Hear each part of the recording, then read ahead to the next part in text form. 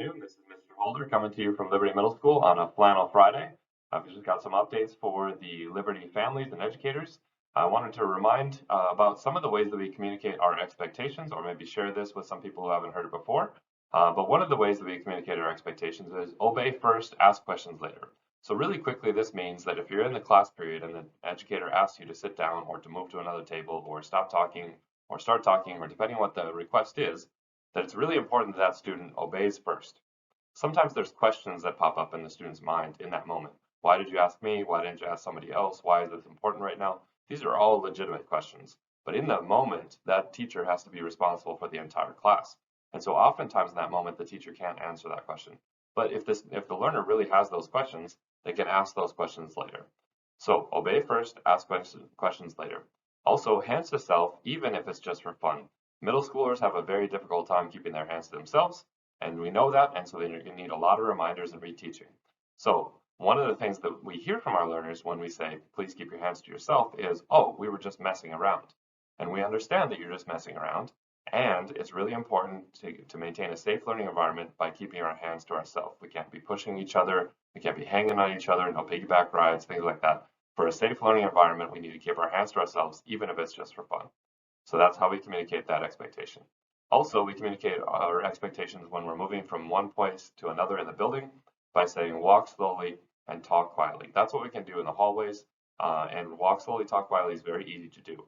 But oftentimes, when a learner is doing something else, like running, yelling, touching their friends, pushing each other, those kind of things, we ask them to step off to the side, wait till everybody passes, and then we reteach the expectation, and then we send them to class. Shifting topics to Giving Hearts Day. Giving Hearts Day was something we did in our advisory lessons and participated with understanding the nonprofits in town and the ways that they're solving problems for real people every single day. This was a great experience for our learners to learn more about this.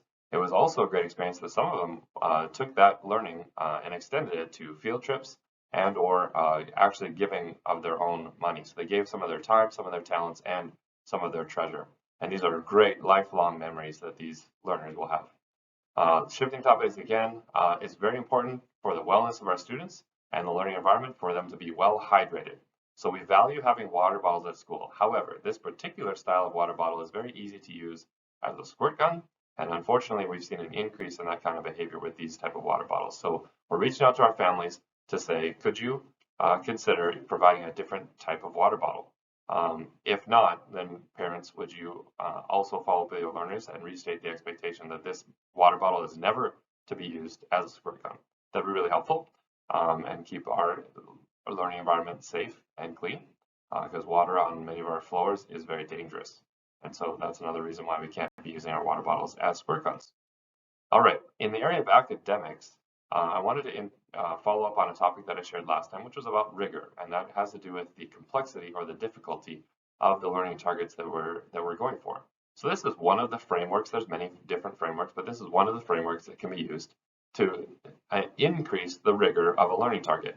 So you can see on the far left that there's depth of knowledge 1, which is recall and reproduce.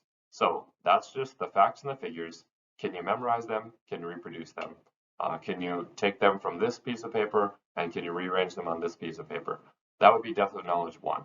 So then, we're moving into the application and depth of knowledge 2 and strategic thinking and depth of knowledge 3, which is like, what are the intended or the unexpected outcomes of these decisions? How is it going to affect other things? How can I make use of it to solve a problem maybe in my own life or my friend's life? That would be strategic thinking. Extensive thinking is now getting to the point where I'm forming opinions about it. I know what I feel about it. I know how it can apply across subjects. Maybe this applies in math and science and language arts, or to real world problems in our city or our state or our country or our world. So depth of knowledge is really important as we extend the rigor of a learning target. So the very same learning target can be taught at different levels of depth of knowledge. So that's how we learn about rigor. Sometimes it's important for us to accomplish depth of knowledge 1 because it's the first time in their educational career that they've seen this topic.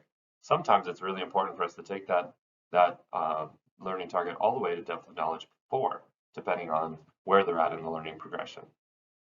Also, for our academic environment, the school day ends at 3:40. And so that's when we need families to pick up learners. We have a population of learners that are staying after school. And when we ask them, why are you staying after school? They tell us that their families are working and that they're not coming to pick them up.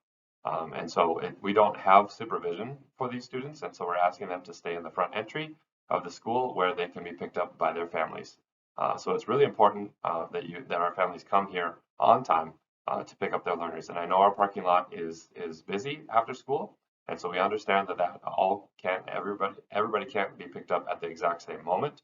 But we're talking about 15, 20, 30, 40 minutes after school that these students are still here. So we need our families to pick them up at 3:40. Thank you very much. Now, last but not least, in the area of Choice Ready, 8th grade registration for high school is complete. So thank you families for partnering with us on those conference nights. 6th and 7th grade music registration. Just remember that the music choices in middle school are band, orchestra, and choir. For 7th grade students that are not in music in 7th grade, they will take a course that's called Exploring Technology. For 8th grade students that are not in a music course, they will take a course called Graphic Design. So we do have somewhat of a choice for our families, but just please understand that we don't have the number of electives that the high schools have. As our middle school learners are going through their exploratory curriculum, experiencing things in these courses that they wouldn't have otherwise experienced, sometimes they realize, boy, we really are passionate about this. I never knew that this existed. And so it's really important in the middle school philosophy that they have an exploratory experience, that they get to experience lots of things, whether they think they like it or that they think they don't like it, and they're discovering who they are in this world and where their passions lie. And so sometimes they take a course that they never anticipated that they would love and find out that they love it. And so those are great experiences that happen in middle school where they're forming their identity. In high school, they get a lot more control and influence over what courses they take. So we're really excited about that exploratory experience that sets them up for an elective experience at the high school level. So there's a lot of updates in this time. So thank you for joining us and have a great weekend.